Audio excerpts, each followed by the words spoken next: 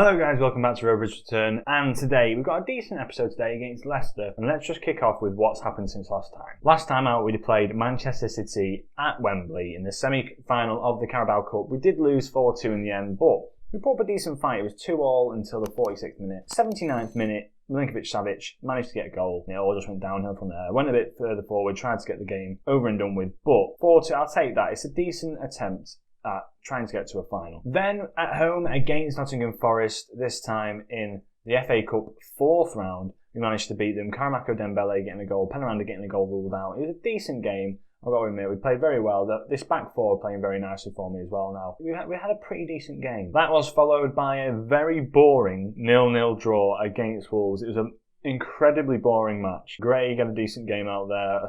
Didn't rotate out the side that much. We're still trying to establish a starting 11, essentially. We shouldn't have probably won that game. We definitely shouldn't have conceded either. Wolves didn't play well at all. But we did okay, I guess. Then, an absolute masterclass of a performance by us in this game against West Bromwich Albion, who had a pretty good goal, expected goal ratio, to be honest. They did miss a penalty. Larson Ure saving that. Popov and Nyambe had a great game out there. Bowie not so much, and neither did Adam Armstrong, who dipped in form quite a bit, but Hlozek getting 3 goals for us. I'll just show you them quickly. Here we are. So, Quina comes forward. I think this is the West Brom goal. Pereira thumps that into the top right-hand corner. Then we start our comeback. Bowen plays it to Tonali, who finds Hlozek at the back post. 6 foot.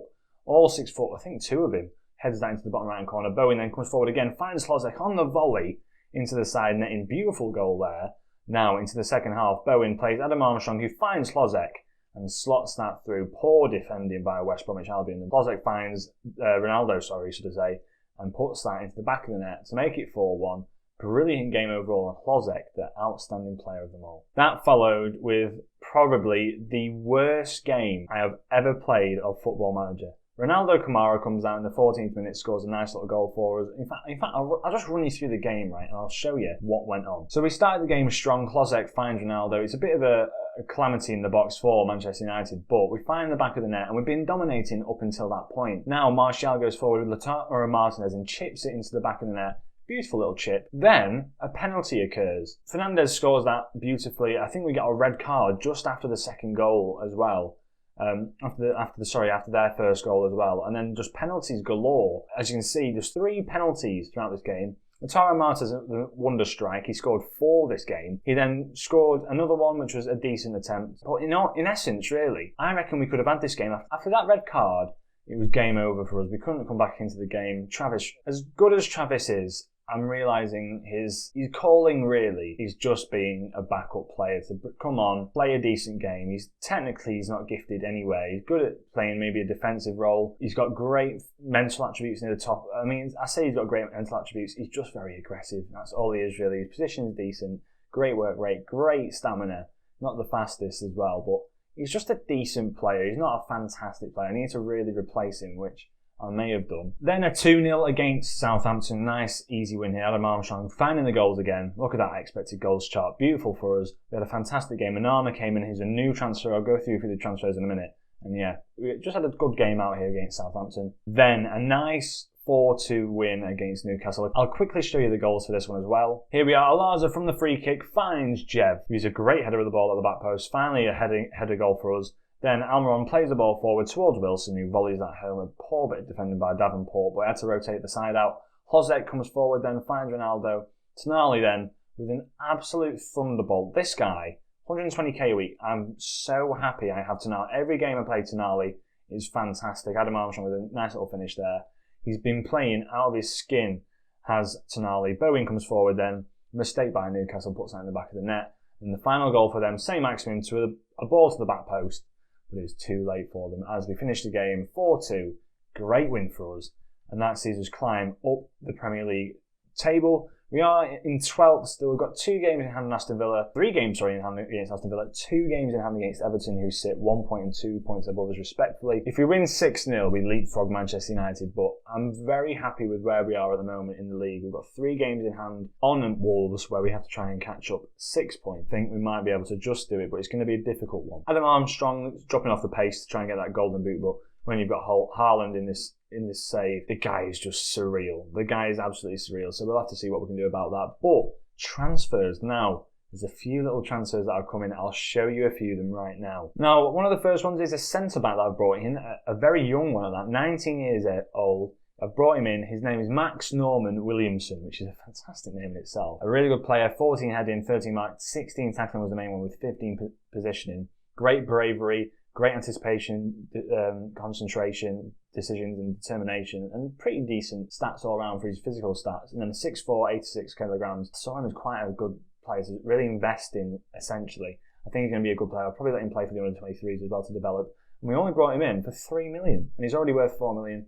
I think he's just going to be a good prospect to come through the ranks, getting a few more youngsters in. That's the main thing in January I want to try and do. Bringing a few youngsters, bringing a few main team players, but essentially just youngsters. Then to partner him, I was trying to bring in a different person, but in the end we brought in Onana. Onana, he's a very good player, 21 years of age. We've managed to bring him in for $5.5 million. He's already worth near triple that. Great physical attributes. He's 6'4", a physical midfielder, which is what I like. He's still got great mental attributes in there. 15 vision, great flair, good composure, and good anticipation, which is always great. And then 15 technique, good tackling. 14 tackling is very good. 13 passing, 13 heading, so he's great in the air. And then 14 dribbling, 14 first touch. It's like a sort of Travis remake, which essentially is way more technical. Just way more technical. Advanced playmaker who can get forward. He's fast, as you can see here, 18 pace, which is ridiculous.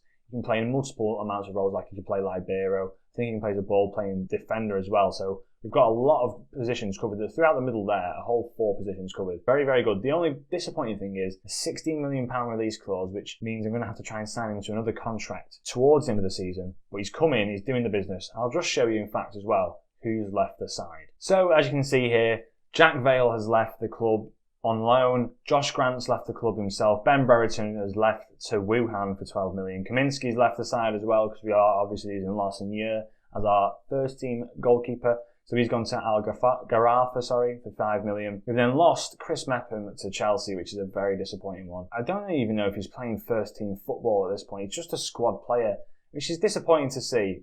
I mean, I made a profit on him, a nice £3.5 million profit. I mean, I don't think we paid $20 million in the end fully for him, in all honesty. But 16 heading, we've lost a great defender. But bringing in a few of the youngsters, we've got Popov and Jev, who are themselves incredible as well. So we'll have to see about them. Brad Howard's left the side. Matthew Gregg is having a bit of a sulk.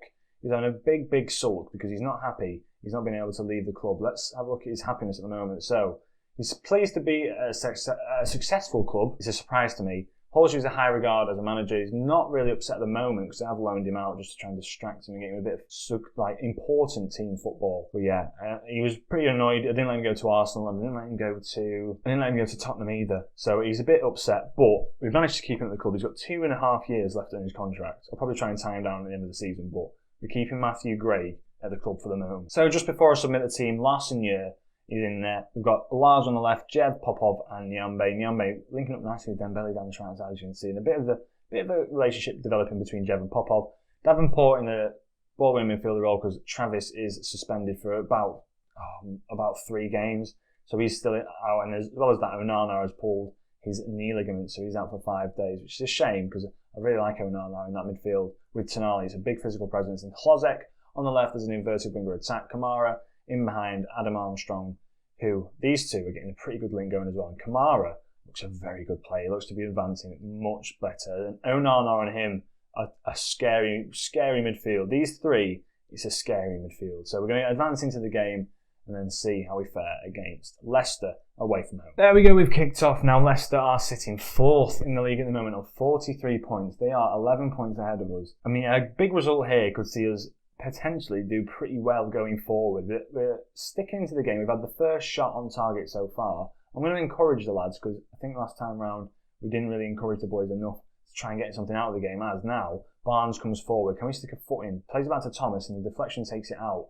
Rafinha now in this midfielder role. Thorsby finds Vardy, who finds Thorsby again, and that is a filthy chip to take the keeper out. I don't know why the keeper kept rushing out there. And that is a beautiful goal for Leicester, for the first game so far. Thorsby plays it in to Vardy. Vardy plays it back to Thorsby, Who's that? Is that Jev? Jev gets just took out of position. Larson can't get there, just can't get there. And put it in the back of the net, which means we are now one behind after 25 minutes. It's going to be hard to make up the points here. As Elaza stands over the corner now. Can we get a ball in? Can we get another ball in? No. In fact, hold on. Tonali picks up the ball. We've got another highlight here. It's been pocketed. And now Vardy's running forward. We know he's good going forward. Barnes picks it up. A fantastic play himself. But now we've won the ball back well here. Karamako Dembele tries to unleash our version of Jamie Vardy and Adam Armstrong. Barnes comes forward now. He's got a good shot on him, but that goes way wide of the post. It's been a very even game. I'm going to pump up the fists. I know you've not played as well as you can do out there, and as well as that, there's a lot more to come from them. I think there's a lot more to come from them. I'm going to try and pump them all up. And I think, you know what, as well? I'm going to start this second half positive. I'm going to encourage them to go forward. Let's see if we can try and break this Leicester back line. As in fact, straight away from it, as soon as I said that, Popov has a bit of a ball from the back here. Tonali gets tackled though as he ponders on the ball. Forsby comes forward now. Pratt, can we get it off him? Ricardo Pereira on the overlap. Can he find a ball in? He doesn't find anyone on the edge of the box. Ricardo gives it to Rafinha now. Barnes finds the overlap of Thomas and Luke Thomas. This just isn't really going our way at the moment. I need this back line to push a lot higher up actually, because we're not positionally aware of where everyone is. We're not having a fantastic game out there. Let's try and push this back line even further forward. Don't use the offside trap. Get stuck in. Close down much quicker. Let's try and go for it here now. We need something out of this game. 55th minute now. There's a throw-in for us deep in Leicester's half. Tonali picks it up on the edge of the box, strikes it, and I thought he might have had an opportunity there. We're going into the 75th minute now. We need to make a lot of changes. This midfield three, Davenport can drop back into ball-winning midfielder role. Kamara comes in to play a Metzala attack in this midfield. I'm going to let Hlozek and Bowen get further forward as well. Bowen, I'm going to let him play as a false nine, and then Hlozek is an advanced forward. If I've ever seen one, he can get forward as well and try and do the business. Pedence, though, has a free kick. Thorsby's there, and now all the changes are made. We've got to go all out to try and get a goal. Positive, get out there and prove something. At least get one goal. Extra time, it goes into the 94th minute now, and that makes it 2 losses on the bounce in these episodes. Hands in pockets. I'm not happy with the performance out there. It's pretty poor against Leicester. I know we're struggling at the moment. A few injuries are taking out our better players. We've got a very young side out there. We should be sort of winning those games. It's unfortunate to lose those type of games. So where does that put us now? Let's advance forward. Where does that put us? It puts us still in 12th. We're semi doing all right to clear that bottom spot. We're on 31 points at the moment. Essentially, that 40-point mark is where we're obviously trying to get to avoid relegation. But I want to establish myself in this mid-table. I want to try and be up there with the Wolves, with the Aston Villas, the Evertons. I'm up there at the moment, and I have got a game in hand I've got to remember, so I can go up to 10th, as far as 10th anyway. I can potentially even go up to 8th. But we'll have to see how we can fare against the rest of these sides, because it's been a tricky one to try and get into this top 4, establish ourselves. Leeds have done well to get up there, but it's just going to be very difficult to try and overrun these Arsenal and Liverpool sides. So yeah, I hope you did enjoy the video today. If you did, please leave a like, subscribe if you're new, and I'll catch you in the next episode. Ciao.